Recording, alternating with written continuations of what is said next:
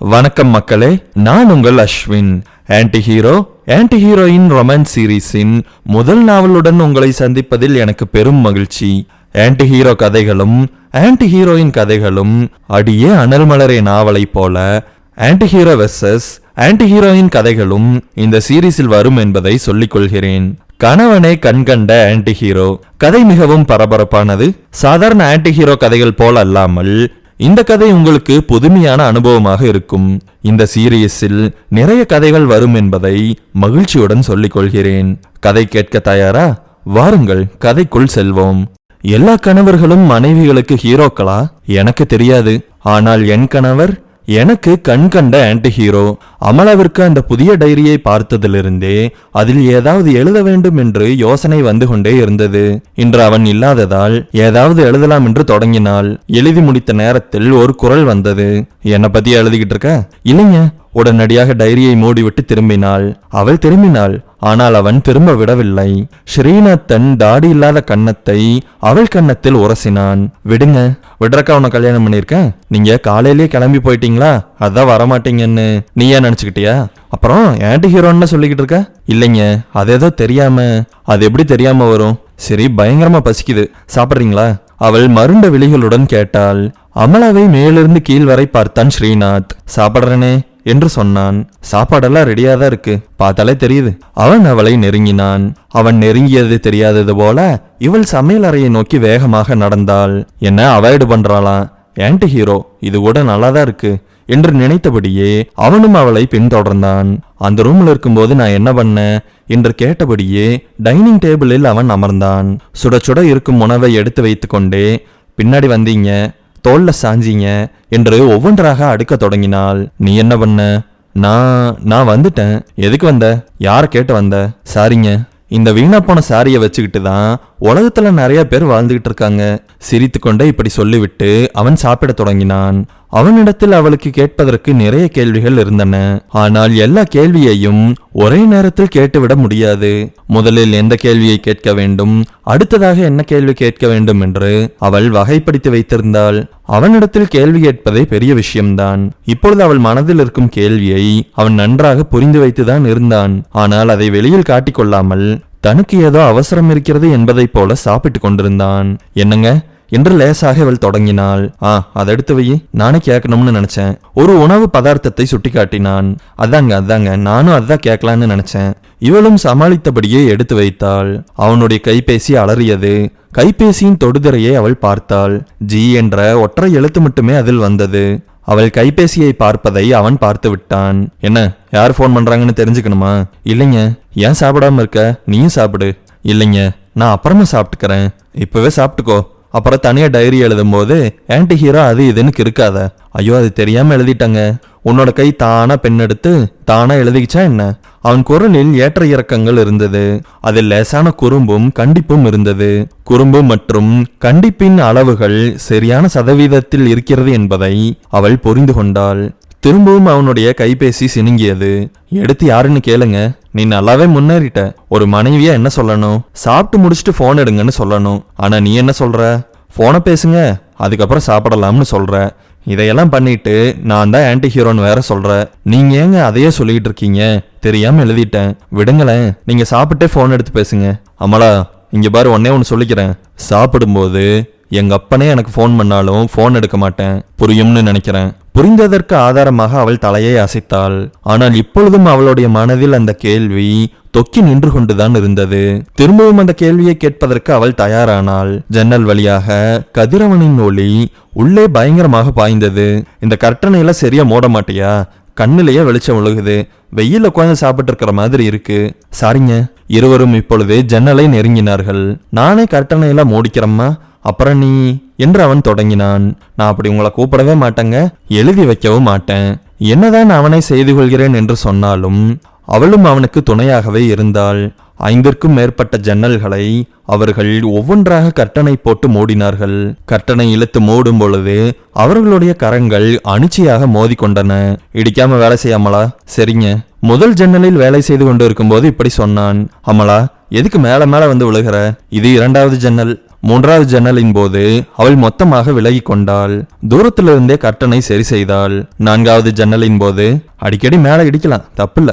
5வது ஜன்னல், அமலா மேலே இடிச்சுட்டே கர்ட்டனை மூடிவை. இந்த கட்டளையை கேட்டதும் அவள் வினோதமாக பார்த்தாள். என்ன சொன்ன மாதிரி செய். அவளும் லேசாக இடித்துவிட்டு தன்னுடைய வேலையை முடித்தாள். சோம்பலாக இருப்பதைப் போல மூச்சை இழுத்து விட்டாள். வேலை செஞ்சு ரொம்ப டயர்டா இருப்ப போல, பேசாம ஒரு மெய்டை வச்சுக்கிட்டா. ஐயோ அதெல்லாம் வேண்டாங்க, வீட்டு வேலைக்கு தான், அதுக்கு தாங்க நானும் சொன்னேன், நானே செய்யறேங்க. அடியே அழகு ராணி, இந்த நவயோகத்துல உன்ன மாதிரி ஒரு பொண்ணு கிடைக்கவே கிடைக்காது. அவள் கன்னத்தை பிடித்து கொஞ்சி விட்டு தோளில் கையை போட்டான். ரொம்ப நேரமா ஏதோ கேள்வி கேட்கணும்னு ஆசைப்படுற போல. எனக்கு அந்த கேள்வி என்னன்னு தெரியும். உண்மையான கேள்வியை பற்றி தெரிந்தாலும் வேண்டுமென்றே அந்த கேள்வியை மாற்றி சாப்பாடு நல்லா இருந்துதான் தானே கேட்கற. ஓகே தான். இப்ப நீ என்ன பண்ற? ஸ்ட்ராங்கா ஒரு டீயை போட்டு எடுத்துட்டு வா. தோளில் கையை போட்டு அழைத்து போனபடியே ஸ்டவ்வின் முன்பு அவளை நிறுத்தி விட்டு வந்தான். இவர் கூட்டிகிட்டு வரலைன்னா எனக்கு வர தெரியாதா? தேநீரை தயாரிக்க தொடங்கினாள் அவள். இந்த மாசம் ஏற்கனவே லேட்டாச்சு, நேத்துக்கே கேட்கணும்னு நினைச்சேன். இவர்கிட்ட சாதாரணமா ஒரு சின்ன விஷயத்த கூட கேட்க முடியாது, பெரிய பெரிய விஷயமெல்லாம் இருக்கு கேட்கறக்கு. அதையெல்லாம் கேட்டா இவர் என்ன சொல்லுவாரோ, இல்ல எப்படி நடந்துக்குவாரோ. அமலா டீ ரெடியா? அதுக்குள்ளையா? ஆமா, ஏதோ யோசனையில இருக்கே, அதான் கேட்டேன். எப்படி இவரு திரும்பாமையே நம்ம யோசிக்கிறதையெல்லாம் கண்டுபிடிக்கிறாரு? அதெல்லாம் நீ என்ன நினைப்பேன்னு எனக்கு தெரியும். முதல்ல டீயை போட்டு எடுத்துட்டு வா. அவனுடைய முதுகை அவள் வெறித்து பார்த்தாள். அவன் தன் கையை நீட்டி ஆள்காட்டி விரலை சுழற்றி சுழற்றி என்னோட முதுக பார்க்காம போய் வேலையை பாரு என்று சொன்னான். தலையை உதறிக்கொண்டு அவள் வேலையை தொடங்கினாள். எப்படி திரும்பாமலே தன்னை பற்றி அவன் அறிந்தான் என்ற கேள்வி அவளுடைய மனதில் ஓடிக்கொண்டிருந்தது. அமலா எப்பொழுதுமே வேலை செய்யும் பொழுது பாத்திரங்களை லேசாக உருட்டி கொண்டேதான் இருப்பாள். அது அவளுக்கே தெரியாத ஒரு பழக்கம். அதை நன்றாக அறிந்து வைத்திருந்தவன் பாத்திரங்களின் சத்தம் கேட்கவில்லை என்றதும் அவள் ஏதோ சிந்தனையில் இருக்கிறாள் என்பதை புரிந்து கொண்டான். இப்படி ஒரு யுக்தியை வைத்துக் கொண்டுதான் திரும்பாமலேயே அவள் என்ன செய்கிறாள் என்று கணித்து கொண்டான். அவள் தேநீரை தயார் செய்து முடித்து எடுத்து வந்தாள். உனக்கு டீ போடலையா? கனிவாக இருப்பவனை போல கேட்டான். ஆனால் அவனுடைய கனிவெல்லாம் காற்றில் ஆடும் தூசியை போன்றது என்ற நம்பிக்கையை கொண்டிருப்பவள் அமலா. என்ன பதிலையே காணோம்? குடிக்கிறங்க, நான் இன்னும் சாப்பிடவே இல்லை. என்னமோ பண்ணு, எனக்கு நேரமாச்சு. டீயை வேக வேகமாக உறிஞ்சினான். டீயை வேகமாக உறிஞ்சியதால் அவனுக்கு வியர்த்தது. அமலா டவல் எடுத்துட்டு வா. டவலை எடுத்து இறுக்கமாக பிடித்தபடியே இப்ப கேட்டரலாம், இப்ப கேட்டே ஆகணும் என்று நினைத்தபடியே அவனை நெருங்கினாள். ரொம்ப நேரமா என்னமோ கேட்கணும்னு என்ன சுத்தி சுத்தி வந்துகிட்டு இருக்கேல்ல? ஆமாங்க, அது என்னன்னு சொல்லட்டா? சொல்லுங்க. உன்னோட தம்பியோட எஜுகேஷன் லோன் தானே? ஆமாங்க, இந்த மாசத்துக்கு தேவையானதை கட்டியாச்சு. நீ ஒவ்வொரு மாசமும் வந்து தயங்கி தயங்கி அங்கிட்ட கேட்கணுங்கிற அவசியமே கிடையாது. உன்னவே கட்டியிருக்கேன், அதை கட்ட மாட்டேன்னா? முகத்தை துடைத்து விட்டு டவலை கொடுத்தான். அப்ப நீ மாசம் மாசம் வந்து கேட்க வேண்டியது இல்லையா? நீ என் கூட சண்டை போட்டேன்னா கட்ட மாட்டேன், பயமுறுத்துவதை போல சொல்லிவிட்டு அவன் வீட்டை விட்டு வெளியே வந்தான். திரும்பவும் அவள் தயங்கி கொண்டே இருந்தாள். என்ன? உருமலாக வந்தது ஸ்ரீநாத்தின் குரல். உங்க காத்துல கார் கொஞ்சம் கம்மியா இருக்கு. என்னது? இல்ல கார் வீல்ல காத்து கொஞ்சம் கம்மியா இருக்கு. இதை சொல்றதுக்கு எதுக்கு தயங்குற? தயங்கி நான் மிரட்டினா அப்படியே விட்டுட்டு போயிடலாம்னா? இல்லை என்று அவள் தலையசைப்பதற்குள் சிரித்து விட்டு காருக்குள் ஏறிக்கொண்டான். போன வாரம் தான் ஒரு காரை வைத்திருந்தான். அதை விட்டுவிட்டு இப்பொழுது புதிதாக ஒரு காரை வாங்கிவிட்டான். இது எப்படி சாத்தியம் என்று அமலாவிற்கு தெரியவில்லை. வாங்கியதும் முதலில் அவளைத்தான் அழைத்து போனான். கார் நல்லா இருக்கா? நல்லா இருக்குங்க. இந்த ஏரியாவிலேயே ஃபர்ஸ்ட் இந்த காரை வாங்கினது நம்ம தான். அப்படிங்களா? சரிங்க. ஏண்டி 3வது மனுஷன் மாதிரி நடந்துக்கிற? வேற என்னங்க சொல்லணும்? நீ ஒன்னும் சொல்லவும் வேண்டாம், கேட்கவும் வேண்டாம். அதுதான் நம்ம 2 பேருக்குமே நல்லது. என்ன, நான் இப்ப சொல்றதா என்னைக்கும்? இதையெல்லாம் நினைத்தபடியே அவன் கார் கிளம்பி மறையும் வரை காத்திருந்தாள். அதன் பின்பு ஏதோ ஒரு இனம் புரியாத சோகத்துடன் வீட்டிற்குள் நுழைந்து கொண்டாள்.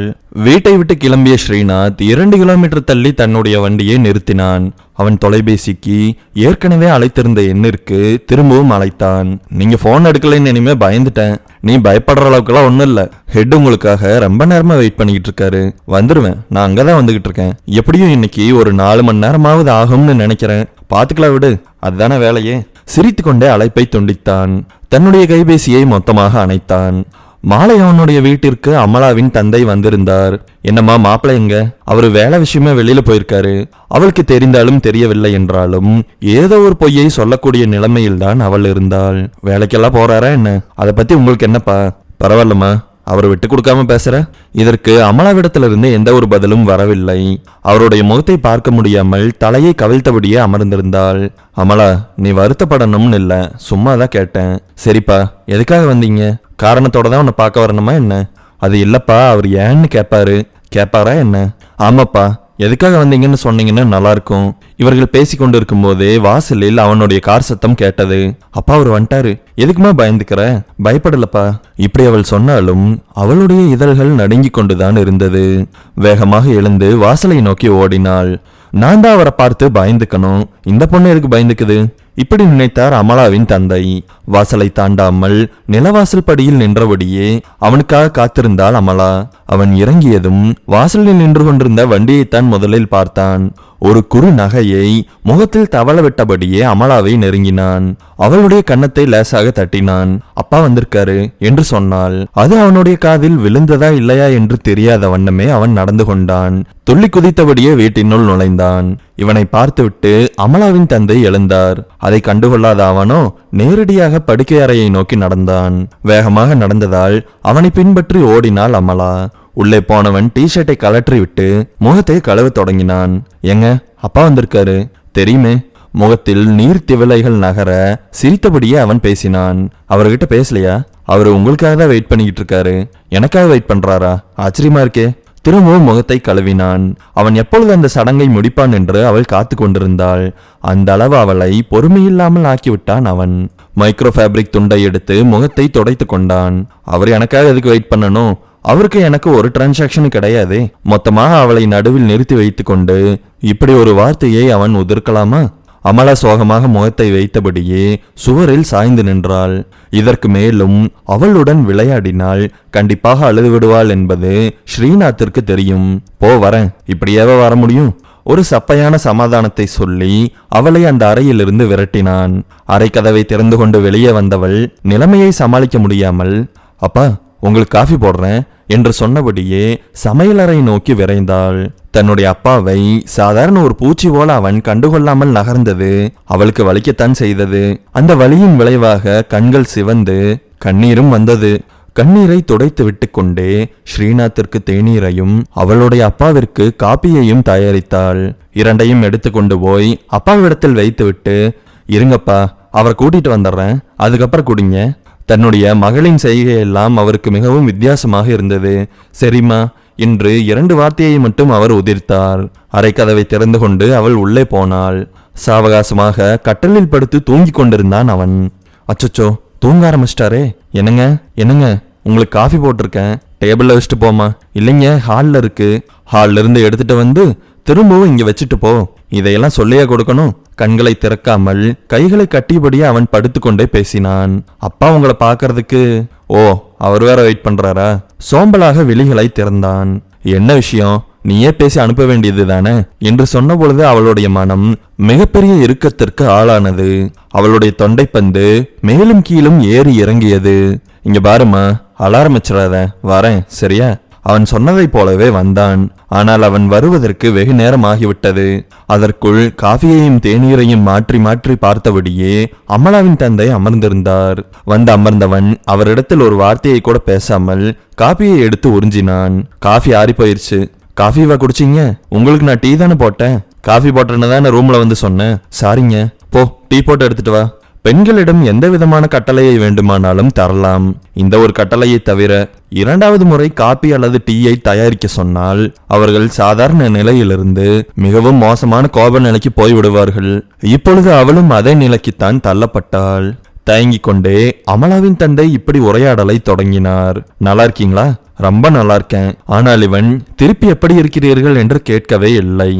அடுத்ததாக அவர்களுடைய உரையாடல் வளர்வதற்கு முன்பு அமலா வந்துவிட்டாள். தேநீரை ஸ்ரீநாத்திடத்திலும் காப்பியை தன்னுடைய அப்பாவிடத்திலும் அவள் கொடுத்தாள். ஏதோ தனியாக அமர்ந்திருப்பதை போல அவன் தேநீரை ரசித்து குடித்து கொண்டிருந்தான். ஏற்கனவே அவள் அந்த கேள்வியை கேட்டிருந்தாலும் திரும்பவும் கேட்டாள். எதுக்குப்பா வந்தீங்க? அவரும் முதல் முறையாய் கேட்பதை போலவே பதில் அளித்தார். நம்ம வசந்த் இருக்கான்ல என்று சொன்னபடியே காப்பி கோப்பையை மேஜையின் மீது வைத்தார். ஆமாப்பா, அவன் படிப்பை முடிச்சிட்டான். அப்படியாப்பா, ரொம்ப சந்தோஷம். அதுவும் இல்லாம அடுத்த வாரம் அவனுக்கு பிறந்த நாள் வருது. ரெண்டையும் அப்படியே சேர்த்தி கொண்டாடிடலாம்னு சின்னதா ஒரு பார்ட்டி மாதிரி வச்சிருக்க மாப்ள. பெண்ணை பார்த்து பேசி கொண்டிருந்தவர் ஸ்ரீநாத்திடம் திரும்பினார். பார்ட்டியா என்ற கேள்வியுடன் இதழின் ஓரங்களை கோணலாக்கி அவரை வெறுப்பேற்றுவதைப் போல பார்த்தான் அவன். ஆமா ஸ்ரீ, நீங்களும் அமலாவும் கண்டிப்பா வந்துடணும். தன் பெயரை சொல்லி அழைத்தது பிடிக்கவில்லை என்பதை போல அவரை ஆழமாக முறைத்தான் அவன். பெயர் சொல்லி அழைக்காதீர்கள் என்பதை போல கண்களாலேயே செய்கை செய்து தலையை ஆட்டினாள் அமலா. அதன் பின்பு அவர் பெயரை சொல்லாமலேயே தொடர்ந்தார். நீங்க கண்டிப்பா வரணும், நீங்க 2 பேர் தான் ரொம்பவுமே முக்கியமான ஆளு. தேநீரை குடித்து முடித்தான் ஸ்ரீநாத். வருகிறேன் என்றும் சொல்லவில்லை, வரமாட்டேன் என்றும் சண்டையிடவில்லை. ஆனால் அவர் எதிர்பார்க்காத, மனதை வருத்தப்பட வைக்கக்கூடிய ஒரு கேள்வியை அவன் கேட்டான். பார்ட்டி நடத்துறதுக்கு பணம் ஏதாவது தேவையா? அவன் கேட்டதன் உள்ளர்த்தம் அவருக்கு புரியும். பார்ட்டி நடத்துவதற்கெல்லாம் உங்களிடத்தில் பணம் இருக்கிறதா என்று அவரை மறைமுகமாக சாடினான் அவன். அனைத்து விஷயங்களும் புரிந்தாலும் சில நேரங்களில் நடிக்க வேண்டியதாக இருக்கிறது. அவரும் அதே போலவே நடித்தார். பணமெல்லாம் வேண்டாம் மாப்பிள, நீங்களும் பொண்ணு வந்தா மட்டும் போதும். மாப்பிள்ளைன்னு கூப்பிடாதீங்க. சரிங்க ஸ்ரீ, பேர் சொல்லியும் கூப்பிடாதீங்க. தலையை மட்டும் அசைத்தார் அவர். தன் அப்பாவை அவன் வருத்தெடுத்து கொண்டிருப்பது அவளுக்கு வருத்தமாகத்தான் இருந்தது. ஆனால் இடையில் புகுந்து அவளால் எதுவுமே பேச முடியாது. நீங்க பார்ட்டிக்கு வரீங்கல்ல? அவனிடத்தில் அசாத்தியமான ஒரு மௌனம். நீங்க வரீங்கல்ல? திரும்பவும் அவர் கேட்டார்.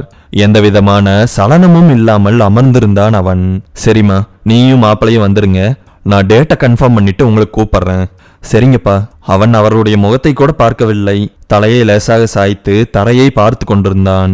அவரும் லேசாக குனிந்து, மாப்பிள நான் போயிட்டு வரேன். சரி, நான் போயிட்டு வரேன் என்று சொன்னபடியே விடை பெற்று கொண்டார். அப்பாவை வழி அனுப்பிவிட்டு திரும்பவும் வந்தாள் அமலா. இப்பொழுது அவன் படுக்கை அறைக்கு போயிருந்தான். எல்லையில்லாத ஆவேசம் அவளுடைய மனதில் கனன்றாலும் அதை அவளால் வெளியில் காட்ட முடியுமா? கதவை திறந்து கொண்டு பொறுமையாகவே உள்ளே போனாள்.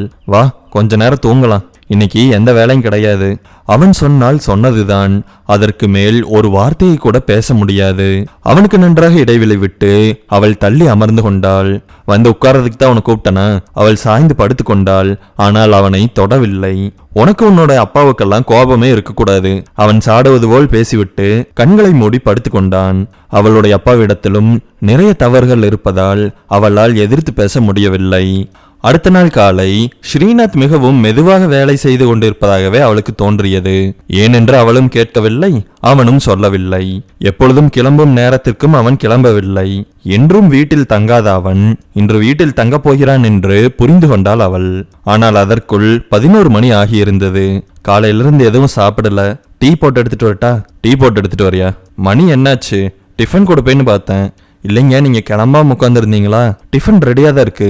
வேண்டாம், டீயே போட்டு எடுத்துட்டு வா. என்னங்க அப்படி சொன்னா இப்படி சொல்றீங்க, இப்படி சொன்னா அப்படி சொல்றீங்க? போய் எடுத்துட்டு வாமா. ஆழ்ந்த யோசனையுடன் தேநீரை தயார் செய்து முடித்துவிட்டு அவன் இடத்தில் கொண்டு வந்து கொடுத்தாள். இந்த டிஷர்ட் உங்களுக்கு நல்லா இருக்குங்க. அப்படியா? உனக்கு என்ன விஷயம் தேவைப்படுது? நேரடியாவே கேளு, ஐஸ் எல்லாம் வைக்க வேண்டியதில்லை. நான் இன்னைக்கு கேட்கறதுக்கு தயாரா தான் இருக்கேன். நீங்க கோவப்படாம இருக்கணும். அப்படி என்ன கேட்க போற? டீயை சுட சுட குடித்து முடித்துவிட்டு அவள் பக்கம் திரும்பினான். வாய் சுற்ற போதுங்க. நீ கேள்வி கேளு. நீங்க காசு சம்பாதிக்கிறதுக்கு என்ன பண்றீங்க? இதுதான் உன்னோட கேள்வியா? ஆமாங்க. அதெல்லாம் உங்ககிட்ட சொல்ல முடியாது. ஏன் என்கிட்ட சொல்ல முடியாது? என்கிட்ட சொன்னா ஏதாவது பிரச்சனையாகுமா? ஆமா, உங்ககிட்ட சொன்னா பிரச்சனையாகும். என்ன காரணம்னாவது தெரிஞ்சுக்கலாமா? நீ தான் காரணம். எகனைக்கு மகனே பேசும் அவனிடத்தில் அவளால் என்னதான் பேச முடியும்? நீங்களும் மற்றவங்க மாதிரியே வேலைக்கு போனா நல்லா இருக்கும். தேவையில்லாமல் அந்த நேரத்தில் அவனை வெறுப்பேற்றுவது போல் பேசினாள் அவள்.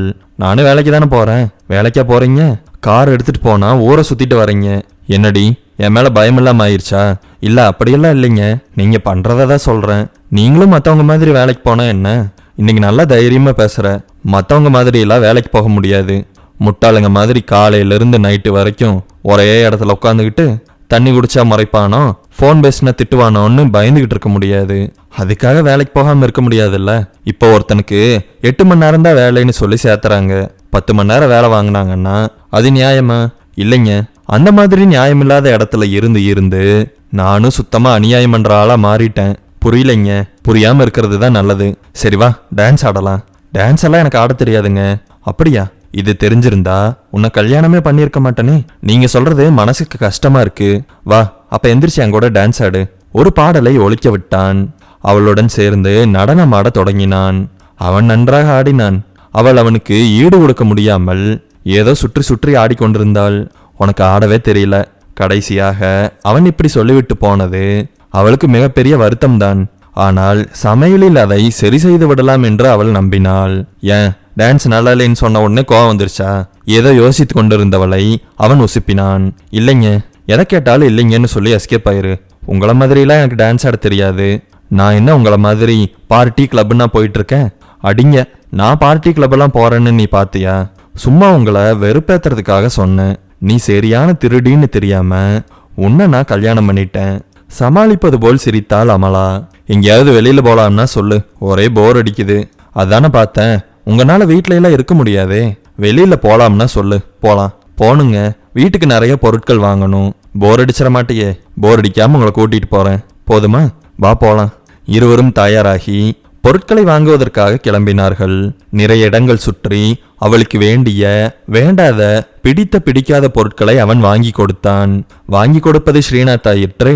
அதனால் அவளும் எந்தவிதமான மறுப்பையும் சொல்லாமல் அனைத்தும் நன்றாக இருக்கிறது என்று சொல்லி ஏற்றுக்கொண்டாள்.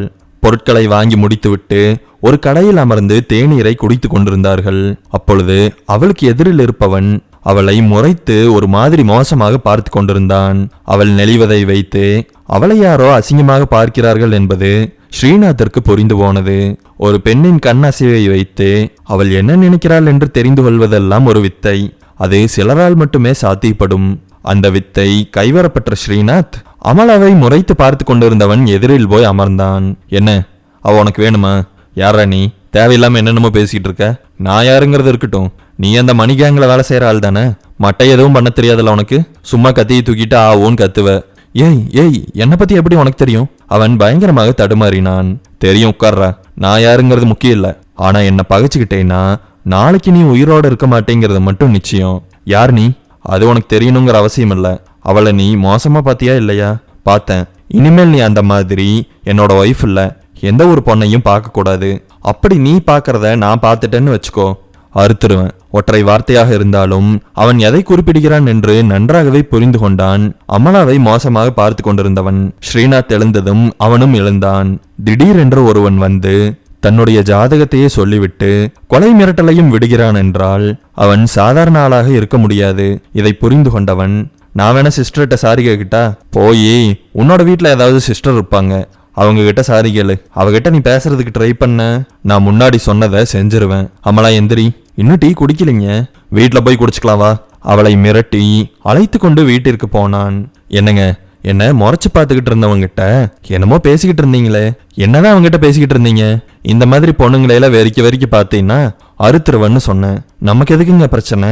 இப்படி எல்லாரும் ஒதுங்கி போறதுனாலதான் நாட்டுல நிறைய பிரச்சனை அப்படியே இருக்கு. எல்லா இடத்துலயும் போலீஸ் வந்து ஹெல்ப் பண்ண மாட்டாங்க, நம்மளாதான் ஹெல்ப் பண்ணிக்கணும். உங்ககிட்ட ஒன்னு கேட்கணும். உன் தம்பியோட வீணா போன பர்த்டே பார்ட்டியை தவிர வேற எது வேணாலும் கேளு. அவள் மனதில் இருந்தவற்றை படித்தவன் போல அவன் பேசினான். எப்படி? நான் மனசுல நினைச்சதெல்லாம் இவருக்கு தெரியுது. தன் தம்பியின் பிறந்தநாள் விழா நெருங்கி கொண்டிருப்பது அவளுக்கு யோசனையாகத்தான் இருந்தது. ஆனால் இவனோ அதை பற்றி பேச வேண்டாம் என்கிறானே.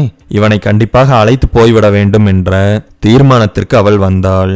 அமலா ஸ்ரீநாத்திடத்தில் பலமுறை பலவிதமாக அந்த பிறந்தநாள் விழாவை பற்றி பேசி பார்த்து விட்டாள். ஆனால் அவனோ எந்த ஒரு விஷயத்திற்கும் மசிவதாக தெரியவில்லை. அவளுடைய கடைசி ஆயுதத்தை கையில் எடுத்துக்கொண்டாள். அரை மணி நேரமாக அழுதாள். ஏய் இங்க பாரு. பார்க்காமல் தொடர்ந்து அழுது கொண்டே இருந்தாள் அமலா. இங்க பாரு, அழுது காரியம் சாதிக்கணும்னு நினைக்கிறது ரொம்பவுமே தப்பான பழக்கம். அதுவும் என்கிட்ட நீ எப்பவுமே அழுது காரியம் சாதிக்கவே முடியாது. நான் என்ன ஊர் சுத்தணும்னு நான் கேட்கறேன்? என்னோட தம்பியோட பர்த்டே ஃபங்க்ஷனுக்கு தானே போகணும்னு சொல்றேன். உன்னோட அப்பனுக்கும் தம்பிக்கும் வேற வேலையே கிடையாது. அவர் உங்ககிட்ட பணம் வாங்குறதுனால மோசமா பேசுறீங்களா? இல்ல, அவன் சரியான ஆள் கிடையாது, அதனாலதான் அவங்க 2 பேர்த்தையுமே மோசமா பேசுறேன். அவங்க 2 பேர் மோசம், நான் மட்டும் நல்லவளாங்க. நீயும் மோசமா நடந்துகிட்டேனாதான் அப்ப தெரியும். என்ன பண்ணுவீங்க? மோசமா நடந்துக்கோ, அப்ப தெரிஞ்சுக்குவ. கடைசியா என்னதான் சொல்றீங்க? நீங்க அந்த ஃபங்க்ஷனுக்கு வர முடியுமா, வர முடியாதா? வர முடியாது. அவளுடைய மனதை உடைத்து போடும் விதமாக பேசிவிட்டு அவன் சாதாரணமாகவே இருந்தான். அவள் மேலும் அழுது கொண்டிருந்தாள். அதை அவன் கண்டுகொள்வதாகவே தெரியவில்லை. வேறு ஏதாவது செய்துதான் இவனை அந்த விழாவிற்கு அழைத்து போக வேண்டும் என்று திரும்பவும் தீர்மானித்து கொண்டாள் அமலா. அமலா தம்பியின் கல்வி கடனை கட்டி கொண்டிருப்பது ஸ்ரீநாத் தான். மொத்தமாக ஒரே நாளில் கடனை செலுத்திவிடலாம் என்றுதான் ஸ்ரீநாத் அமலாவிடத்தில் சொல்லியிருந்தான். ஆனால் அமலாவோ அது வேண்டாம், அப்படி செய்தால் அவனுடைய படிப்பில் கவனம் இருக்காது என்று அறிவுறுத்தி இருந்தாள். அதையும் மீறித்தான் இப்பொழுது அவன் மொத்தமாக கடனை அடைத்து முடித்திருந்தான். அமலாவிடம் கூட இதை சொல்லவில்லை. ஆனால் வங்கியிலிருந்து அழைத்து அமலாவின் தந்தைக்கு தெரிவித்து விடுவார்கள். என்னதான் அவர்கள் எல்லாம் மோசமான ஆட்கள் என்று ஸ்ரீநாத் நினைத்தாலும் அவர்களை வேறாக நினைக்கவில்லை என்பதை காட்டியது அவனுடைய செய்கை. எதுக்காகங்க முழு கடனையும் நீங்களே கட்டுனீங்க? அப்படிதான் கட்டுவேன், என்ன பண்ண முடியும் உன்னால? எதுக்கு எடுத்தாலும் சண்டை போடாதீங்க. நான் சண்டை போடுறேனா? ஆமா, நீங்க தான். அவர்கள் காரசாரமாக உரையாடி கொண்டிருந்த பொழுது ஸ்ரீநாத்துடைய கைபேசிக்கு ஒரு அழைப்பு வந்தது. நான் உன்னை சாயந்தரம் வந்து பாத்துக்கிறேன். உடனடியாக அவன் கிளம்பி போனான். அவனுக்காக 10 பேர் காத்து கொண்டிருந்தார்கள். ஸ்டேட்டஸ் என்ன? நம்ம சைட்ல 2 பேருக்கு உயிர் போற நிலைமை ஆகிருச்சு. ஆனா இப்ப காப்பாத்திட்டோம். எந்த மாதிரி காயம்பட்டிருக்கு? நடந்து கொண்டே வேகமாக பேசினான். கழுத்துல சுட ட்ரை பண்ணிருக்காங்க. இவங்க சுதாரிச்சு அசைஞ்சிட்டதுனால கழுத்தோட ஓரங்கள்ல தோட்டா பாஞ்சிருக்கு. அவங்களால பேச முடியும்ல? பேச முடியும். ஆனா டாக்டர் ரொம்ப நாளைக்கு ரெஸ்ட் எடுக்கணும்னு சொல்லியிருக்காங்க. யாரு செஞ்சாங்கன்னு ஏதாவது தெரியுமா? இல்ல, அதை நான் தான் கண்டுபிடிக்கணுமா? யாரு செஞ்சாங்கன்னு கண்டுபிடிச்சாச்சு. அடிபட்ட 2 பேர்த்தையுமே நான் பார்க்கணும். ஸ்ரீநாத்தை அழைத்து போனார்கள். 2 பேர் உயிர் போகும் தருவாயில் இருப்பதைப் போல மிகவும் கோரமாக மருத்துவமனையின் கட்டில்களில் படுத்திருந்தார்கள். சிம்பிளா என்ன நடந்ததுன்னு சொல்லுங்க. அந்த இருவரில் ஒருவனை பார்த்து கேட்டான். நாங்க காரை விட்டு இறங்கணும். யாரோ அசைற மாதிரி சத்தம் கேட்டுச்சு. இடம் அமைதியா இருந்ததுனால எங்களுக்கு அது கேட்டுச்சு. சவுண்டு வந்து இனிமே நாங்க லேசா மூவ் பண்ணோம். 2 தோட்டா சர்ன்னு பாஞ்சு போயிருச்சு. அப்புறம் நாங்க காருக்குள்ள ஏறிட்டோம். டிரைவர் லாவகமா ஓட்டுனதுனால அங்கிருந்து தப்பிச்சு வந்துட்டோம். கார்ல ஏதாவது கன்ஷாட் ஆகியிருக்கா? ஆமா. கண்களை மூடி அழுத்தமாக யோசித்தான் ஸ்ரீநாத். ஒரு தேதியை சொல்லி அதை குறித்து வைத்துக் கொள்ள சொன்னான். அதே போல அருகில் இருந்தவன் செய்தான். பர்சனல் போன் எடுத்துட்டு வாங்க. அவன் பிரத்யேகமாக பயன்படுத்தும் கைபேசியை கொண்டு வந்து கொடுத்தார்கள். Hello, inspector Chhatrapati. சொல்லுங்க ஸ்ரீநாத், என்ன எவிடன்ஸோட வந்திருக்கீங்க? யாரை பிடிக்கணும்? அதையெல்லாம் நான் நேரில் சொல்றேன். டிரைவிங் மோட்டலுக்கு வந்துடுறீங்களா? வந்துடுறேன். எத்தனை மணி? 6 மணிக்கு வந்துடுங்க. கொடுத்துட்டு நான் கிளம்பிடுறேன். எவிடன்ஸ் தயாரா இருக்கா என்ன? தயாரா தான் இருக்கு.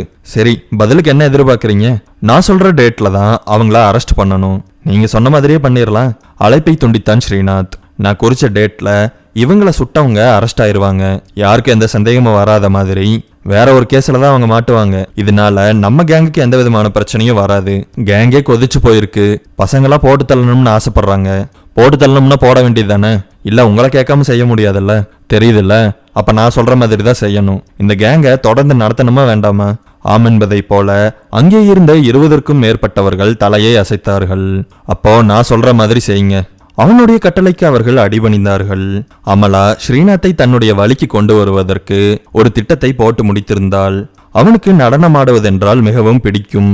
அப்படியானால் நடனமாடினால் அவனுடைய மனதை கவர்ந்து எப்படியாவது மனதை மாற்றி விழாவிற்கு அழைத்து போய்விடலாம். இப்படி நினைத்தவள் பலவிதமான நடனங்களையும் கற்றுக்கொள்ள முயற்சி செய்தாள். ஆம், முயற்சி மட்டும்தான் செய்தாள்.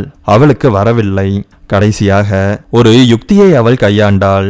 அன்று அவன் ஒரு பாடலை ஒலிக்கச் செய்து அதற்கு ஏற்ப நடனமாட சொல்லியிருந்தான். இப்பொழுது அந்த பாடலை காணொளியுடன் பார்த்தாள் அவள். திரையில் ஆடும் பெண்ணைப் போலவே அவளும் அசைந்தாள். அதே போல செய்ததும் நடனமாடுவது சுலபம் என்றே அவளுக்கு தோன்றியது. அதே பாடலை திரும்பவும் போட்டு பார்த்து அதனுடன் சேர்ந்து ஆடி அவள் ஒரு மாதிரி நடனத்தை கற்றுக்கொண்டாள். ஒரு நாள் இரவு சாப்பிட்டு முடித்ததும் ஹாலில் ஸ்ரீநாத்தை அமர சொன்னாள். அவன் எதிர்பாராத விதமாக பாடலை ஒலிக்கவிட்டு சுழன்று ஒரு தேவதையைப் போல நடனமாடினாள். தனக்காக இவ்வளவு செய்யும் அவளை ஆச்சரியத்துடன் பார்த்து கொண்டிருந்தான் அவன். ஆடி முடித்துவிட்டு கொக்கியை போடத் தொடங்கினாள் அவள். ஏங்க, நான் டான்ஸ் ஆடினது உங்களுக்கு பிடிச்சிருந்ததா? ரொம்ப பிடிச்சிருந்தது என்று அவளுடைய கன்னத்தில் அவன் முத்தத்தை பதித்தான். அப்ப எனக்காக ஒரே ஒரு ஃபேவர் பண்ணுவீங்களா? நீ என்ன ஃபேவர் கேட்பேன்னு எனக்கு தெரியும். உன்னோட தம்பி பர்த்டே ஃபங்க்ஷனுக்கு நான் வரேன், போதுமா?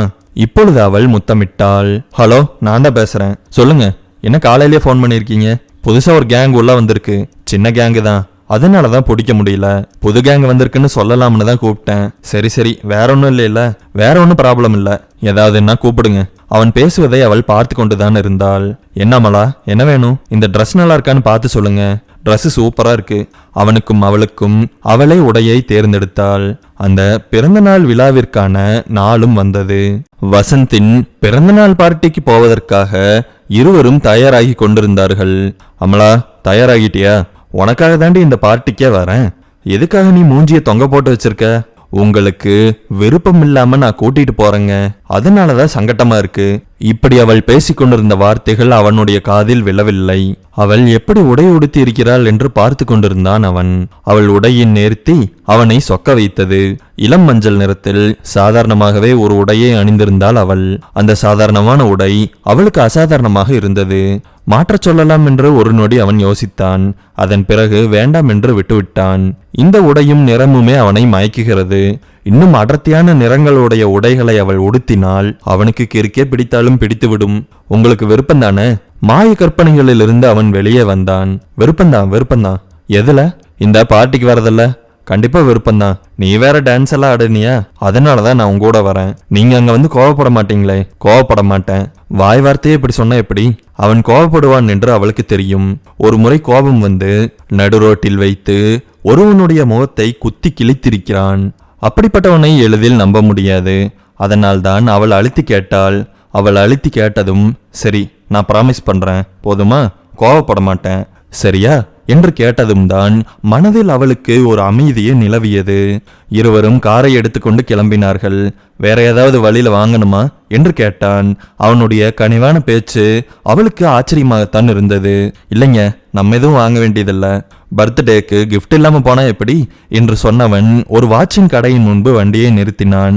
அவனாகவே விலையுயர்ந்த ஒரு வாட்சை தேர்ந்தெடுத்து அதை வாங்கி கொண்டான். இது உன்னோட தம்பிக்கு நல்லா இருக்கும்ல? நல்லா இருக்குங்க.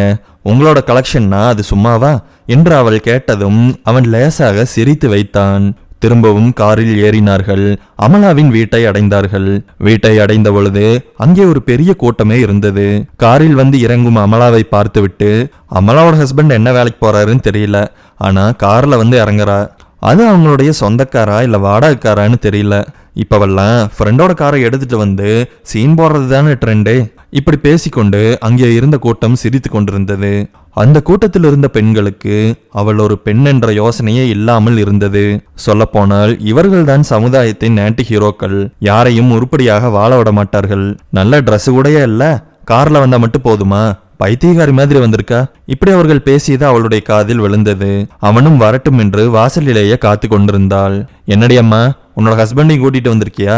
தேவையில்லாமல் ஒரு பெண் வாயை விட்டு அவளை வம்பிற்கு இழுத்தாள். ஆமாங்க ஆண்டி. என்ன ஆண்டி, இங்க இருக்கும்போது அக்கான்னு தானே பேசுவ? சாரி, மறந்துருச்சு. மறக்கும். இரண்டே வார்த்தைகளை அவள் கடைசியில் உதிர்த்தாலும் அதில் 1000 அர்த்தங்கள் இருந்தது. அவளை குத்தி கிழிக்கக்கூடிய அர்த்தங்கள் தான், எதுவும் நல்லவிதமான அர்த்தங்கள் கிடையாது. வரிசையாக கார்கள் நின்று கொண்டிருந்ததை ஆச்சரியத்துடன் பார்த்து கொண்டே ஸ்ரீநாத் தன்னுடைய காரை கடைசியாக கொண்டு போய் நிறுத்திவிட்டு வருவதற்குள் வெகு நேரம் ஆகிவிட்டது. ஆனால் அவள் ஒரு வார்த்தையை கூட கேட்கவில்லை. சாரிடா, லேட் ஆயிடுச்சு என்று சொன்னவன் அங்கிருந்த கூட்டத்தை பார்த்தான். அப்பொழுதே அவனுக்கு லேசாக ஏதோ புரிவது போல் இருந்தது. எதுவாக இருந்தாலும் தன்னுடைய முகத்தில் காட்டிக்கொள்ளக்கூடாது என்பதில் அவன் தெளிவாக இருந்தான். அவளுடன் கைகோர்த்தபடியே நடந்தான். இன்னும் விழா தொடங்காமல் விழா தொடங்குவதற்குண்டான ஏற்பாடுகள் மட்டுமே நடந்து கொண்டிருந்தது. ஒரு காலி இருக்கையை தேர்ந்தெடுத்து அவன் அமர்ந்தான். நான் உட்காரணுமா? நீ போய் உன்னோட அப்பா பார்த்துட்டு வா. சரிங்க, தேங்க்ஸுங்க என்று சொல்லிவிட்டு அவள் ஓடினாள். அவளுடைய மனதை அவன் முழுவதுமாக புரிந்து கொண்டான் என்பதை பாராட்டும் விதமாக வந்து விழுந்தது அவளுடைய நன்றி. அவன் யாரிடமும் பேசவில்லை. தலையை கவிழ்த்தபடியே அமர்ந்திருந்தான். கூட்டத்தில் வாயாடி கொண்டிருந்த ஒரு பெண்ணின் கணவர் அவன் பக்கத்தில் வந்து அமர்ந்தார். என்ன வேலைக்கு போற? யார் நீங்கன்னு சொன்னாதா சொல்லுவியா? இப்படிதான் ரோட்ல இருக்கவங்க கிட்ட எல்லாம் போய் என்ன வேலைக்கு போறேன்னு கேட்பீங்களா என்ன என்று அவன் கேட்டதும் அவருடைய முகம் மாறி போனது. அதை சமாளித்து கொண்டு, நான் வந்து அமலாக்கு ரிலேட்டிவ் தான், நீங்க என்கிட்ட என்ன வேலைக்கு போறீங்கன்னு தாராளமா சொல்லலாம். நீங்க ரிலேட்டிவா இருக்கிறதுனால எல்லா விஷயத்தையும் சொல்லணுங்கிற அவசியம் ஏதாவது இருக்கா என்ன? அவனுடைய கூர்மையான பேச்சு தனக்கு பிடிக்கவில்லை என்பதை போல அவர் எழுந்து போனார். அதுதான் அவனுக்கு தேவையும் பட்டது. அவரை கிளப்ப வேண்டும் என்றுதான் அவன் அப்படி பேசினான். அவர் எழுந்து போனதும் கிடைத்த அமைதியை நன்றாக அனுபவித்தான். அதற்குள் இன்னொரு கூட்டமே அங்கே வந்துவிட்டது. என்ன ஸ்ரீநாத், இவங்களெல்லாம் தெரியலேன்னு சொன்னீங்களா? அமலாவின் அப்பாதான். பயங்கரமாக உரிமை எடுத்துக்கொண்டு அவனுடைய பெயரை சொல்லி அழைத்தார். அனைவர் முன்பும் தன்னுடைய பெயரை சொல்லி அழைக்காதீர்கள் என்று அவன் சொல்ல விரும்பவில்லை. அப்படி சொன்னால் அது அவருக்கே இழுக்காகும். லேசாக சிரித்து மட்டும் வைத்தான். அவரு உங்களை மேரேஜில் பார்த்ததா? அதுக்கப்புறம் பார்க்கவே இல்லை, அதனாலதான் ஒரு மாதிரி இருக்காரு. இப்ப உட்காந்து பேசுங்க என்று சொன்னபடியே அமலாவின் அப்பா நகர்ந்து விட்டார். ஒருவர் புதிதாக தொடங்கினார். உங்களோட பேர் என்ன? ரொம்ப நாள் ஆச்சா, அதான் கேட்குறேன். என்னோட பேரு ஸ்ரீநாத். நல்லா இருக்கு. அமலா ஏதாவது வேலைக்கு போறாளா? நான் பார்த்து வளர்ந்த பொண்ணு. அமலாவை வேலைக்கு அனுப்பிவிட்டு நான் வீட்டில் உட்காந்து சாப்பிட்ற அளவுக்கு இன்னும் நிலைமை மோசமாகல. என்னங்க தம்பி இப்படி சொல்றீங்க? அவர் உங்களோட ஃப்ரெண்டு தானே? ஏற்கனவே தன்னிடம் கேள்வி கேட்டவரை சுட்டி காட்டினான் ஸ்ரீநாத். ஆமா, அது எப்படி உங்களுக்கு தெரியும்? தெரியும் சார், என்கிட்ட பேசின உடனே அவர் நேரடியாக உங்ககிட்ட தானே வந்து பேசினாரு. அவர் சொல்லித்தானே இந்த கேள்வியெல்லாம் கேட்குறீங்க. அவனிடத்தில் கேள்வி கேட்பவர்களை எல்லாம் வாயை அடைத்து விடுவேன் என்பதை போல பேசி கொண்டிருந்தான் அவன். அப்போ என்ன வேலைக்கு போறீங்கன்னு யாருகிட்டையுமே சொல்ல மாட்டீங்க. அவன் ஏதாவது பொய்யை சொல்லியிருந்தால் கூட அங்கே அந்த விஷயம் பெரியதாக ஆகியிருக்காது. ஆனால் அந்த விஷயம் இப்பொழுது உரையாடலின் கருப்பொருள் ஆகிவிட்டது. ஷேர் ஏதாவது ட்ரேடிங் பண்றீங்களா? அதனாலதான் வெளியில சொல்ல மாட்டேங்கிறீங்களா என்று தொடர்ந்து கேள்விகள் வந்து கொண்டே இருந்தது. அமலாவின் முகத்திற்காக அவன் அனைவரிடத்திலும் எடுத்து எறியாமல் அமைதியாக பேசிக் கொண்டிருந்தான். அமலாவிற்கு செய்து கொடுத்த சத்தியத்தை அவன் ஞாபகப்படுத்தி கொண்டே இருந்தான். இல்லையென்றால் இவர்கள் எல்லாம் பேசுவதற்கு அவனுடைய பதிலே வேறு மாதிரி இருந்திருக்கும். பார்ட்டி ஸ்டார்ட் ஆயிருச்சு என்று சொன்னபடியே அமலாவின் தந்தை வந்து அனைவரையும் அழைத்து போனார். ஸ்ரீநாத்திற்கு தனியான மரியாதையெல்லாம் கிடையாது.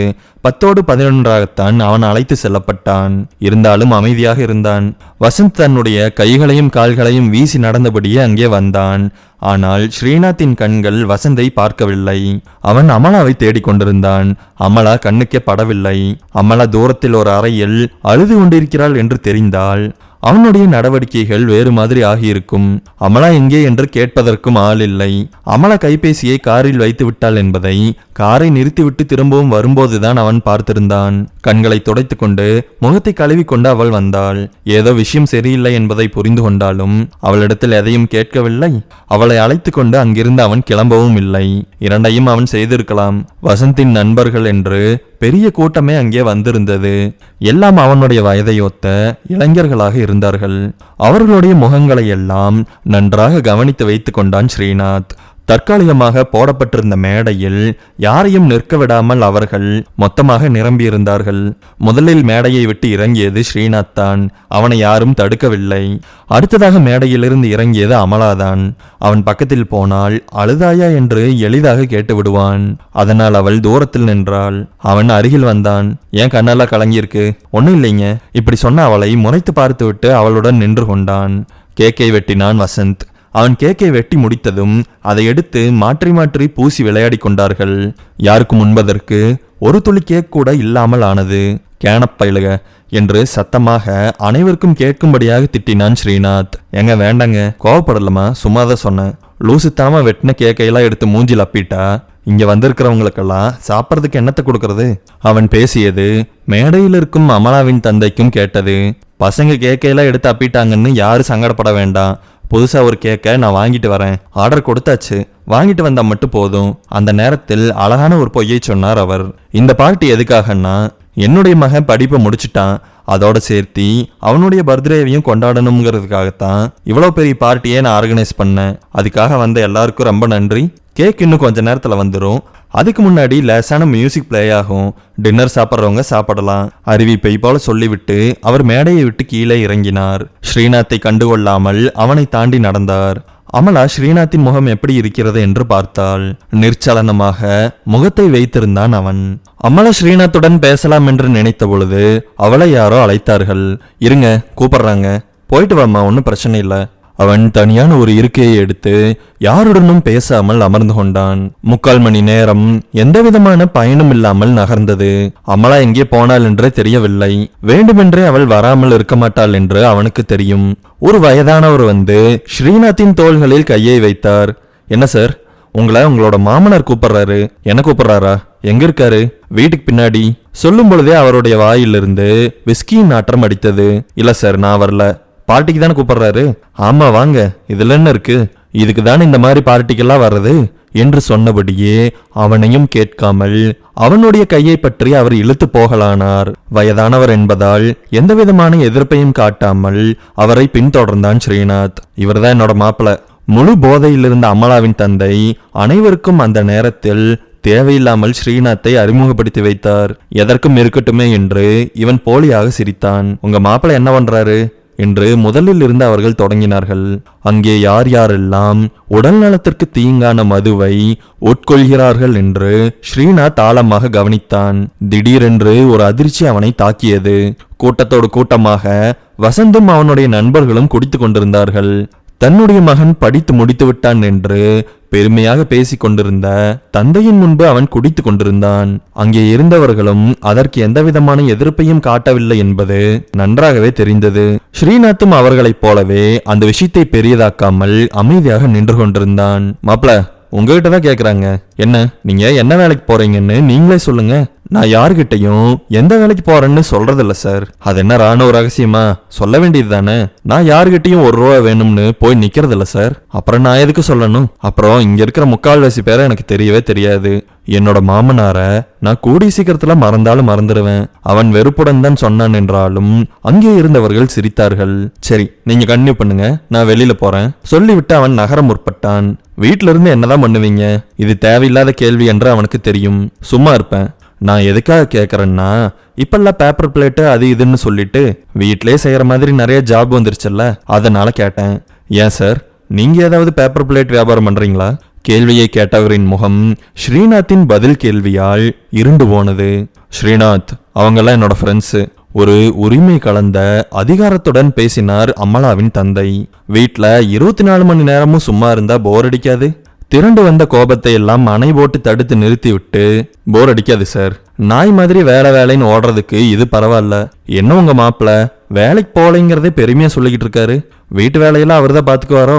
அங்கே இருந்த அனைவரும் ஸ்ரீநாத்தை ஏளனப்படுத்துவது போல் சிரித்தார்கள். பல்லை கடித்து கையை முறுக்கினான் ஸ்ரீநாத். வீட்டு வேலை செய்யறதுல ஒன்றும் கேவலம் இல்லை சார், பொறுமையாகவே பதிலளித்தான். இதற்கு அந்த கூட்டத்தில் இருந்தவர்கள் ஆமாமா என்று சொல்லியபடியே திரும்பவும் சிரித்தார்கள். தன்னுடைய மாமாவும் சேர்ந்து சிரிப்பதுதான் ஸ்ரீநாத்தை பொறுத்தவரையில் ஆச்சரியமாக இருந்தது. இதுநாள் வரை தன்னை பார்த்து பயந்து கொண்டிருந்தவர், எதற்கெடுத்தாலும் தயங்கி தயங்கி பேசுபவர், இன்று நன்றாக குடித்துவிட்டு அவனை பார்த்து ஏளனம் செய்பவர்களுடன் சேர்ந்து சிரித்து கொண்டிருக்கிறாரே, இந்த மாற்றத்திற்கு என்ன காரணமாக இருக்கும் என்று அவன் வேகமாக சிந்தித்தான். அவனுக்கு ஒரு மாதிரி விஷயங்கள் புரிந்தது. இருந்தாலும் எடுத்த எடுப்பில் எதுவும் பேச வேண்டாம் என்று உரையாடலில் கலந்து கொள்ளாமல் அங்கிருந்து நகர முற்பட்டான். கையில் மது கிண்ணத்துடன் ஒருவர் இப்படி கேள்வி கேட்டார். பார்ட்டிக்கு வந்துட்டு குடிக்காம போனா எப்படி? குடிங்க சார். அவர்களுக்கு முதுகு காட்டியபடி நின்று கொண்டிருந்த ஸ்ரீநாத் தன்னுடைய தலையை மட்டும் திருப்பி அந்த கேள்வியை கேட்டவரை பார்த்து முறைத்தான். நான் குடிக்க மாட்டேன் சார் என்று முகத்தில் அடித்ததைப் போல சொன்னான். வேலைக்கும் போக மாட்டீங்க, குடிக்கவும் மாட்டீங்க, என்ன ஆள் நீங்க? தடால் என்று திரும்பிய ஸ்ரீநாத் அவர்களை சண்டை சேவலை போல முறைத்தான். தைரியம் வரணுங்கிறதுக்காக குடிக்கிற ஆள் நான் கிடையாது. குடிச்சதுக்கு அப்புறம் வர தைரியம் ரொம்பவுமே கேவலமான விஷயம். நீங்க எல்லாம் குடி போதையில தானே கேவலமா கேள்வி கேட்டுக்கிட்டு இருக்கீங்க. அனலை கக்கி விட்டு அங்கிருந்து நகர்ந்து வந்தான்.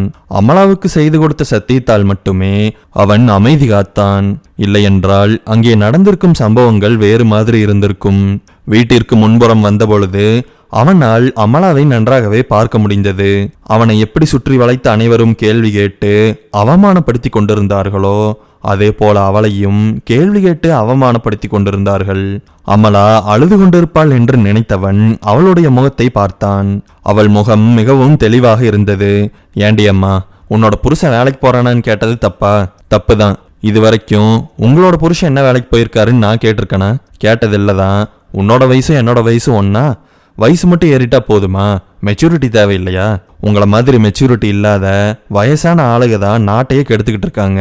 நாட்டை கெடுக்கிற நியாயமெல்லாம் நீ பேசாத. புருஷனை அடக்கி ஒடுக்கி வைக்க தெரியல, நீங்கெல்லாம் அடக்கி ஒடுக்கி வச்சிட்டீங்களா? இடுப்பில் கையை வைத்து கொண்டு அமலா அங்கிருந்தவர்களை பார்த்து சீறினாள். தன் மனைவியின் புதிய அவதாரத்தை கண்டு ரசித்து கொண்டிருந்தான் ஸ்ரீநாத். சற்று நேரத்திற்கு முன்பு நடந்த அவமானங்கள் எல்லாம் அவனுக்கு மறந்து போனது. தனக்காக வாதாடி கொண்டிருக்கும் அவளை பார்க்கும் பொழுது அவளின் உண்மையான தூய காதல் அவனுக்கு புரிந்தது. இதற்கு முன்பும் அவளுடைய காதல் புரியாமல் இல்லை. புரிந்தாலும் இவன் ஏற்றுக்கொள்ளாமல் அவளை வெறுப்பேற்றுவது போலவே நடந்து கொண்டிருந்தான். இப்பொழுது அந்த காதலை புரிந்து கொண்டும் உணர்ந்து கொண்டும் இருந்தான் அவன். அணு அணுவாக அமலாவை ரசித்து கொண்டிருந்ததால் அந்த சண்டையை தடுக்க வேண்டும் என்றும் கூட அவன் மறந்து போனான். உங்களோட ஹஸ்பண்ட் இருக்காரல்ல, அவரு ஒரு சின்ன வீடு வச்சிருக்காருன்னு சொல்லி நீங்க எங்க அப்பா கிட்ட வந்து அழுதீங்க. கரெக்டா 15 வருஷத்துக்கு முன்னாடி. இப்ப நீங்களும் அவங்களும் சேர்ந்து ஷாப்பிங் போறீங்க. அப்படின்னா என்ன அர்த்தம்? நீங்களும் உங்களோட ஹஸ்பண்ட் செஞ்ச தப்பையெல்லாம் ஏத்துக்கிட்டீங்கன்னு தானே அர்த்தம். ஆனா என்னோட ஹஸ்பண்டு ஒரு நாளும் இந்த மாதிரி வேலையெல்லாம் செஞ்சதே கிடையாது, இனிமேல் செய்யவும் மாட்டாரு. இவள் இவ்வளவு தூரம் அடித்து பேசுவாள் என்று அங்கிருந்தவர்கள் எதிர்பார்க்கவே இல்லை. ஒவ்வொருவராக நகர்ந்து போக தொடங்கினார்கள். யாரும் நகரக்கூடாது, நான் பேசி முடிக்கிற வரைக்கும் யாருமே நகரக்கூடாது. தன்னுடைய செல்ல மனைவியா இது என்று ஒவ்வொரு கணமும் அவன் வியந்து வியந்து பறந்து கொண்டிருந்தான். நீங்க என்னமோ கேள்வி கேட்டீங்களே, நல்லா வச்சிருக்காரான்னு கேட்டீங்களா? கேள்வி கேட்ட இன்னொரு பெண்ணை சுட்டி காட்டினாள். அம்மா, நீ நல்லா இருக்கியான்னு தெரிஞ்சுக்கிறதுக்கு தான். அப்படி கேட்ட மாதிரி தெரியலையே. நீங்க அடுத்ததா ஒரு கேள்வி கேட்டீங்களே, அதுல இருந்து நான் தெரிஞ்சுக்கிட்டேன். அடுத்ததா என்ன கேட்டீங்க? நீங்களே சொல்லிட்டா நல்லது. உங்க அப்பா தர காசு உன்னோட குடும்பத்தை நடத்துறதுக்கு போதுமான்னு கேட்டேன். இதுல என்னமா தப்பு? என்னோட ஹஸ்பண்ட் சம்பாதிக்கலைங்கிறத தான் நீங்க வேற மாதிரி கேட்டீங்க. இவள் இப்படியெல்லாம் சண்டை போட்டு கொண்டிருந்த நேரத்தில் ஸ்ரீநாத் மொத்தமாக வியந்து முடித்து அந்த சண்டையை நிறுத்த வேண்டும் என்ற கவனத்திற்கு வந்திருந்தான்.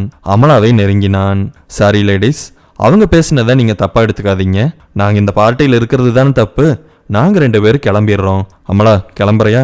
லேசான புன்முறுவலுடன் அவன் இப்படி கேட்டான். அமலா தயங்கினாள். நீங்க எதுக்குங்க சாரி கேட்கறீங்க?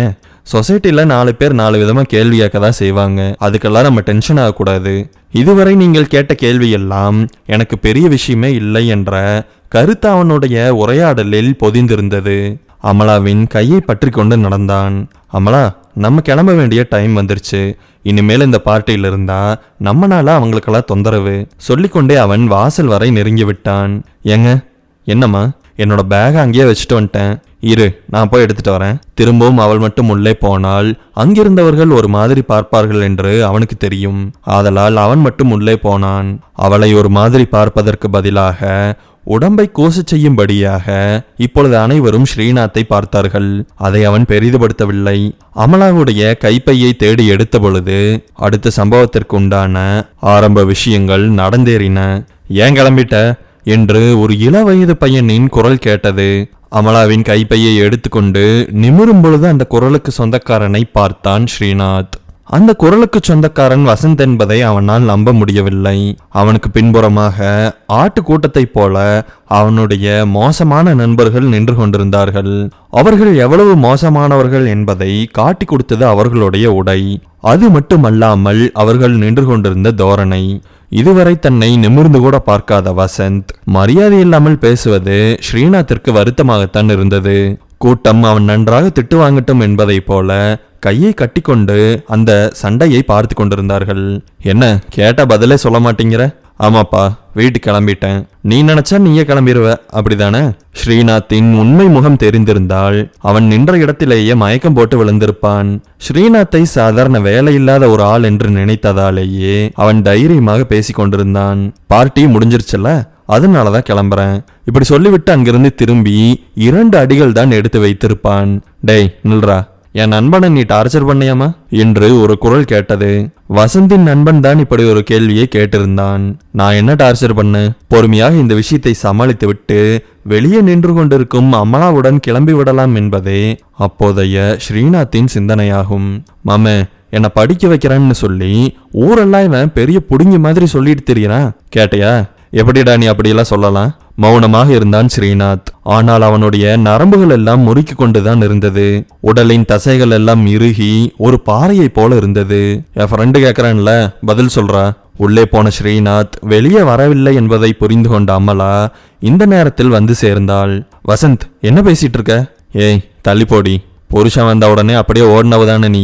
அமலா பதறி அடித்துக்கொண்டு வீட்டின் பின்புறம் நோக்கி ஓடினாள்.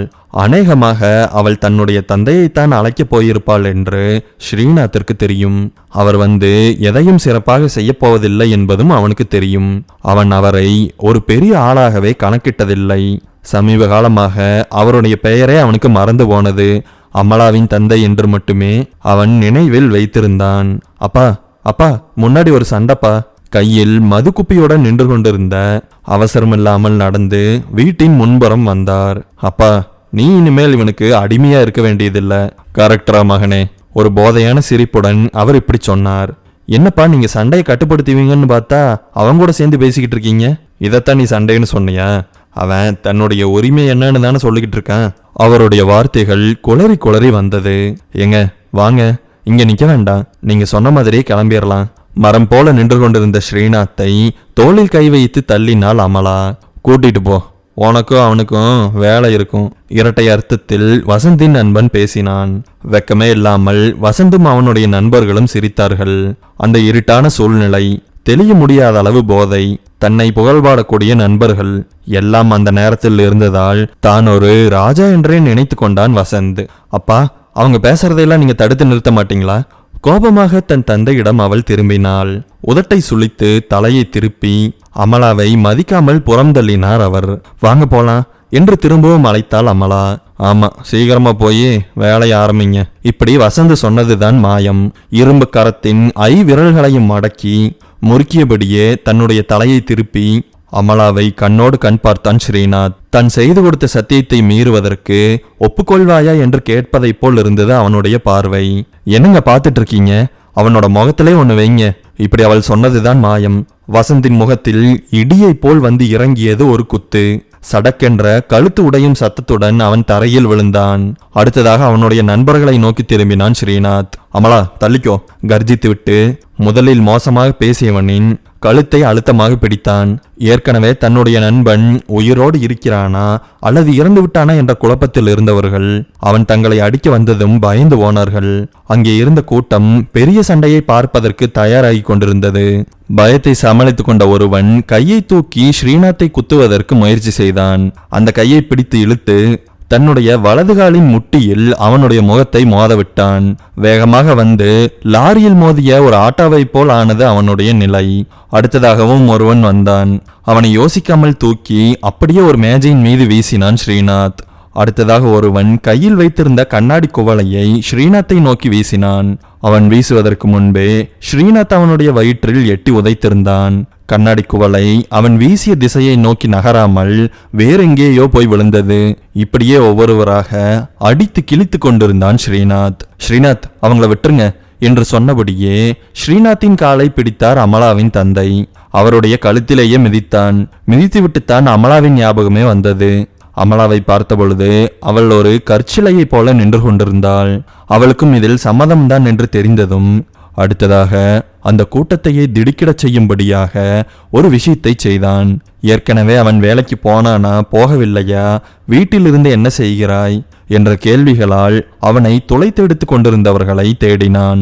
கேள்வி கேட்ட ஒவ்வொருவரையும் மெதுவாக நெருங்கினான். அவர்களெல்லாம் நடுங்கி கையில் வைத்திருந்த குவளைகளை கீழே போட்டார்கள். பெண்கள் கூட்டத்தில் இருந்தவர்கள் அலறத் தொடங்கினார்கள். முதலாக அவனை கேள்வி கேட்டு அசிங்கப்படுத்திய நபரின் வயிற்றில் ஓங்கி குத்தினான். ஒரே குத்தில் அவர் கீழே விழுந்து விட்டார். அமலா இப்பொழுது தடுக்க முயற்சி செய்தாள். திரும்பியவன் அவளை பார்த்து முறைத்தான். நீ நகரக்கூடாது என்ற கட்டளை அவனுடைய பார்வையிலிருந்து அவளுக்கு புரிந்து போனது. அவள் ஆணி அடித்ததைப் போல அப்படியே நின்று விட்டாள். அடுத்ததாக ஒருவரின் தோளில் குத்தினான். சிலரின் முகத்தில் அறைந்தான். அதற்குள் சிலர் தங்களுடைய மனைவிகளை கூட்டிக் கொண்டு அவசரமாக வீட்டை விட்டு ஓடிக்கொண்டிருந்தார்கள். அவர்களை துரத்தும் நோக்கமெல்லாம் ஸ்ரீநாத்திற்கு கிடையாது. எஞ்சி இருந்தவர்கள் தங்களையும் அடித்து விடுவானோ என்ற பயத்தில் நின்று கொண்டிருந்தார்கள். சண்டை ஒரு முடிவிற்கு வந்ததைப் போலதான் தெரிந்தது. ஆனால் உயிரோடு இருக்கிறானா இல்லையா என்று தெரியாத வசந்த் எழுந்து நின்றான். ஸ்ரீநாத்தை அடிப்பதற்காக அவன் பாய்ந்தான். ஸ்ரீநாத் விலகிக் கொண்டு இப்படி சொன்னான். டேய் பச்சளை புடுங்கி, பேசாம போயிரு. திரும்ப இன்னொரு அடி வாங்கின செத்து போயிருவ. இவனுடைய மிரட்டலை அவன் காதில் போட்டு கொண்டதாகவே தெரியவில்லை. முகம் கிழிந்து போன அவஸ்தையில் இருந்த அவன் எப்படியாவது ஸ்ரீநாத்தையும் அதே போல செய்துவிட வேண்டும் என்று நினைத்தான். அவன் தொடர்ந்து அடித்து கொண்டே இருந்த பொழுது இவன் நகர்ந்து கொண்டே இருந்தான். இவன் சொன்னால் கேட்க மாட்டான் என்று புரிந்து கொண்ட ஸ்ரீநாத் அடுத்ததாக அவனை தாக்க தயாரானான். கீழே குனிந்து அவனுடைய காலை வாரிவிட்டான். அவன் தரையில் விழுந்ததும் அவனை அப்படியே தலைகீழாக தூக்கினான். 2 கால்களையும் பிடித்து கொண்டு அவன் நின்ற காட்சியை பார்ப்பதற்கே பயமாக இருந்தது. ஒரு பெண்டுலம் போல தலைகீழாக தொங்கிக் கொண்டிருந்தான் வசந்த். மேலும் மேலும் வசந்தை தூக்கிய ஸ்ரீநாத் கீழே உடைந்து கிடந்த ஒரு பீங்கான் தட்டின் மீது அவனுடைய தலையை மோத போனான். புல் தரையோடு தரையாகி இருந்த அமலாவின் தந்தை இப்பொழுது திரும்பவும் வந்து ஸ்ரீநாத்தின் காலை பிடித்தார். அப்படியே வசந்தை கீழே போட்டான் ஸ்ரீநாத். அங்கே போடப்பட்டிருந்த இருக்கையில் கெத்தாக அமர்ந்து கொண்டான். கோபத்துடன் மூச்சை இழுத்து விட்டு கொண்டிருந்தான். அமலா அவனை நெருங்கி தோளில் கையை வைத்தாள். திடீரென்று சுய நினைவிற்கு வந்தவனைப் போல அவன் பேசத் தொடங்கினான். உங்களுக்கெல்லாம் என்ன பிரச்சனை? இது எங்களோட குடும்ப விஷயம். சொல்ல போனா எனக்கும் அமலாவுக்கும் உண்டான விஷயம். எங்க குடும்பத்துல நாங்க என்ன பண்றோம்ங்கிறத நீங்கெல்லாம் கேட்டு தெரிஞ்சுக்க வேண்டிய அவசியம் கிடையாது. இப்ப நான் இத்தனை பேரை அடிச்சது காரணம் இல்லாம அடிச்ச மாதிரி உங்களுக்கு தெரியும். அது உண்மையும் கூட. எப்படி காரணமே இல்லாம என்ன கேவலப்படுத்தினாங்களோ அதே மாதிரி இப்ப நான் காரணமே இல்லாம எல்லாத்தையும் அடிச்சிருக்கேன். நான் இப்ப நடந்த விஷயங்களுக்கு மன்னிப்பு கேட்கறதுக்கு தயாரா இல்ல. உங்களையும் நான் மன்னிப்பு கேட்க சொல்ல போறதில்ல. நீங்கெல்லாம் போலீஸ் கம்ப்ளைண்ட் கொடுக்கறீங்கன்னா கொடுக்கலாம், அதை பத்தி எனக்கு எந்த கவலையும் இல்லை. இத்தனை நாளா சொல்லாத விஷயத்த உங்க முன்னாடி நான் சொல்றேன். இதை நான் சொல்லாம இருந்ததுக்கு உண்டான காரணமே என்னோட ஒய்ஃப் அமலா தான். அவ தன்னுடைய அப்பாவுக்கு மோசமான பேர் வந்துடக்கூடாதுன்னு நினைச்சதுனாலதான் நான் அமைதியா இருந்தேன். இவர் இந்த வீட்டு பேர்லையும் அவனை படிக்க வைக்கிற பேர்லையும் இன்னும் நிறைய காரணத்துக்காக பல கோடி ரூபாய் கடனை வாங்கி வச்சிருக்காரு. அதையெல்லாம் கட்டினது யாரு? நான் தான். வேலைக்கு போகாம இருந்தா கட்ட முடியுமா சொல்லுங்க பார்க்கலாம்.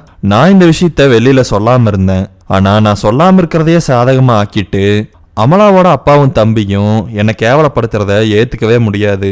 அதோட சேர்த்தி என்னோட ஒய்ஃபை எப்படி அவங்க கேவலப்படுத்தலாம்? இனிமேல் இவரோட பொண்ணு அமலா கிடையாது, வசந்தோட அக்காவும் கிடையாது, என்னோட ஒய்ஃப். பார்ட்டி முடிஞ்சிருச்சு, எல்லாரும் கிளம்புங்க.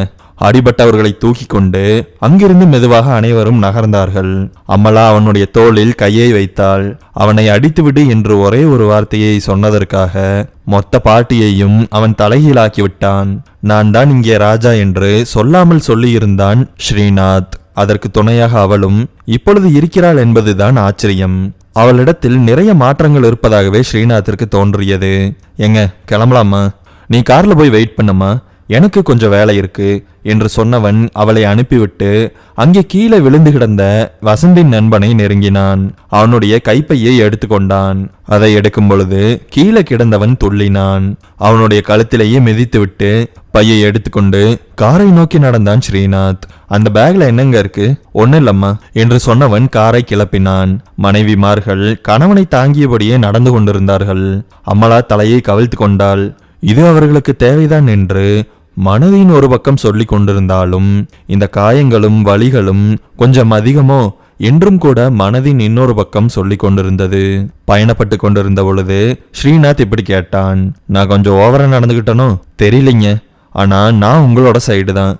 அமலாவை பார்த்து ஆதுரமாக சிரித்துவிட்டு அவளுடைய கன்னத்தை கிள்ளிவிட்டு வண்டியை ஓட்டினான் ஸ்ரீநாத். இருவரும் வீட்டை அடைந்தார்கள். வீட்டை அடைந்ததும் வேகமாக ஒரு வேலை இருக்கிறது என்று அவன் கிளம்பினான். அவளும் ஏன் என்று கேட்கவில்லை. நடந்த சம்பவங்களின் தாக்கத்திலிருந்து அவள் வெளியே வரவில்லை என்பதை அவன் உணர்ந்து கொண்டான். இங்க பாரு, தேவையில்லாம குழப்பிக்காத. காரில் ஏறியவன் இப்படி சொல்லிவிட்டு முக்கியமான வேலை இருப்பதைப் போல விரைந்தான். நேரடியாக அவன் தன்னுடைய கேங் இருக்கும் இடத்திற்கு போனான். என்ன ஸ்ரீ, சொல்லாம கொள்ளாம வந்திருக்க? ஒரு எமர்ஜென்சி. அவனுடைய முகத்தில் இருந்த அவசரத்தை புரிந்து கொண்டவன் கதவை திறந்து விட்டான். இவனுடைய காரை கொண்டு போய் நிறுத்தியதும் பெரிய குடோனின் கதவுகள் சார்த்தப்பட்டது. சேஃப் ஹவுஸுக்கு போகணுமா என்ன? ஆமா, கண்டிப்பா நம்ம சேஃப் ஹவுஸுக்கு போகணும். லீடர் பாக்குறதுக்கு முன்னாடி நான் ஒரு விஷயத்த பார்க்கணும். இருவரும் லிப்டை நோக்கி நடந்தார்கள். சேஃப் ஹவுஸிற்கு போய் சேர்ந்தார்கள். லீடரை பார்ப்பதற்கு முன்பு என்ன வேலை செய்கிறான் என்று பார்ப்பதற்கு ஸ்ரீநாத்தின் கேங் மட்டும் கூடவே வந்தான். அவன் கையில் புதியதாக ஒரு கைப்பை இருப்பதை பார்த்தவன், என்ன பேக் இது புதுசா? அதை பார்க்கறதுக்காக தான் நானும் வந்திருக்கேன். ஸ்ரீநாத்திற்கு ஒதுக்கப்பட்டிருந்த அறையில் மேஜையின் மீது அந்த பையை தூக்கி போட்டான். தன்னுடைய இருக்கையில் அமர்ந்து பையை திறந்தான். திறந்தவனுக்கு ஆச்சரியம். அவன் எதிர்பார்த்ததைப் போலவே உள்ளே இருந்தது போதை ஊசிகள் தான். ஆம், அவன் முன்னமே எதிர்பார்த்ததால் தான் அந்த பையை அவன் தூக்கி கொண்டு வந்திருந்தான்.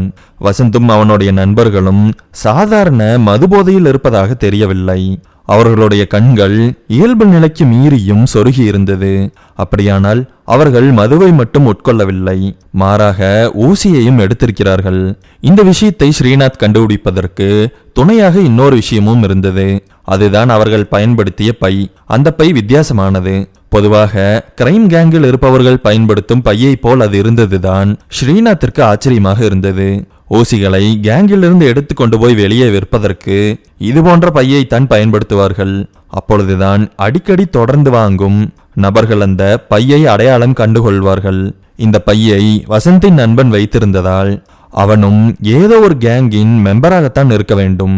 இது ஸ்ரீநாத்தின் கணிப்பு. என்னடா இது, போதை ஊசி? ஆமாண்டா, இருக்கிறதுலே உடம்புக்கு ஆபத்தான மோசமான போதை இதுதான். இது எப்படி உனக்கு கிடைச்சது? எதிரில் இருந்தவன் கேட்ட கேள்வியை புறந்தள்ளிவிட்டு, நாளைக்கு நம்ம சில பேரை தூக்கணும். அவன் கேட்ட கேள்விக்கு சம்பந்தம் இல்லாமல் தன் மனதில் தோன்றிய அர்த்தமான விஷயத்தை வெளியில் சொன்னான். யாரை தூக்கணும்னு சொல்லு, தூக்கிடலாம். அடையாளங்களை சொன்னான் ஸ்ரீநாத். வசந்தும் அவனுடைய நண்பர்களும் கடத்தி வரப்பட்டார்கள். அவர்களை தலைகீழாக தொங்கவிட்டு அடித்து சித்திரவதை செய்ததில் அவர்கள் எதிரி கேங்கின் மெம்பர்கள் என்பது தெரிந்தது. என்னடா இவனுங்க, ஆளை பார்த்தா சின்ன பசங்களாட்டு இருக்கானுங்க. போதை ஊசி ஓட்டுற அளவுக்கு பெரிய ஆளுங்களா இவனுங்க? சொல்லும் பொழுதே அவனுடைய குரல் நடுங்கியது. லீடர் வந்து பார்த்துட்டு போயிட்டாரா? நீ சொன்ன மாதிரியே அவர் வந்து பார்த்துட்டு போயிட்டாரு.